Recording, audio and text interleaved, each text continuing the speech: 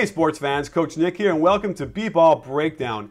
Let's break right into it for the Eastern Conference 3-6 matchup, which pits the Toronto Raptors versus the Brooklyn Nets. Very intriguing matchup, primarily because the both head coaches have no playoff experience. So we have no idea how Dwane Casey and Jason Kidd are going to handle in-game adjustments and in-between game adjustments, the most important part of the playoffs in coaching. Also, Kevin Garnett is finally going to get some serious minutes. We haven't seen that much this year. We have no idea what he has left in the tank, if he can offer anything, as well as Paul Pierce, who's getting long in the tooth himself. The Raptors run terrific horn sets, which we also showed you earlier this month, and so it remains to be seen how the deep stats match up against each other. We took a deep dive into them, and here's what we found. Here's how the 2014 NBA playoff bracket lined up after an exciting last day of the regular season. While looking at the records of the Raptors and the Nets, one would think this was a relatively even matchup.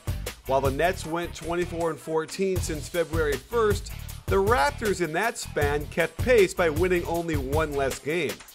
Looking at Toronto's overall offense, they are basically in the top 10. Since February 1st, they've been playing at a higher efficiency as their players have solidified their roles. Brooklyn's defense does not seem to match up well, slightly below average, but did manage to keep their opponents from shooting well in adjusted field goal percentage. Let's look at what the Raptors do most on offense.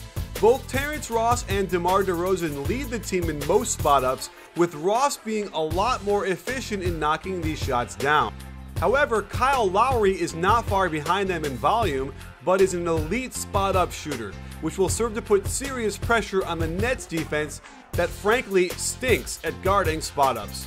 Next up is the pick-and-roll ball handler, and the Raptors had a near all-star in Kyle Lowry running the show. He's someone who can match Deron Williams' strength and is quick and explosive, something the Nets' big men have struggled with all year long. You can bet Dwane Casey will increase the number of pick and rolls until the Nets prove they can stop it. While the Raptors excelled in transition, led by Terrence Ross's high-flying act, they ran the fewest amount of any team in the league, and this is one of the few defensive categories the Nets actually excel at, so this shouldn't be an advantage for the Raptors. Now, let's move to the other side and see how the Nets attack on the offensive end. After losing leading scorer Brook Lopez in December, the Nets turned to a more balanced attack. However, Toronto can match the Nets' attack with a top 10 defense built on not getting out of position and limiting three-point attempts. While Paul Pierce takes the most spot-ups on the Nets and is better than average, it's Joe Johnson who is an elite spot-up shooter, and if the Nets have any hope to win this series, he'd better take more than anyone else. Two of the four highest-rated spot-up shooters in the Nets have no playoff experience, so the fate of this category will rest on Paul Pierce, who appears to still have something left in the tank, and Joe Johnson, but it will be in the face of a top 10 defense against the spot-up, so don't expect the Nets to win this category. The pick and roll for the Nets is manned primarily by Deron Williams, who had a decent year and was above average, but has never returned to his elite status of several years ago. An X factor is Sean Livingston, who has the size at point guard to cause some serious problems. Overall, the Nets were a little above average attacking out of the pick and roll, but the Raptors' defense was very tough against it. While they don't utilize ice, Amir Johnson is a mobile big man that can hedge well, so the Nets would be best to screen with anyone else's man. The Nets don't attack much in transition either, 23rd most in the league, and interestingly, it's old man Paul Pierce who has used the most transition possessions and is a little above average in efficiency.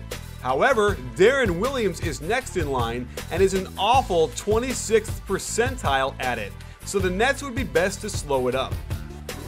So there you have it, sports fans. The stats seem to tell us that the Raptors should have no problem against the Nets, and my coaching eyeballs agree with that.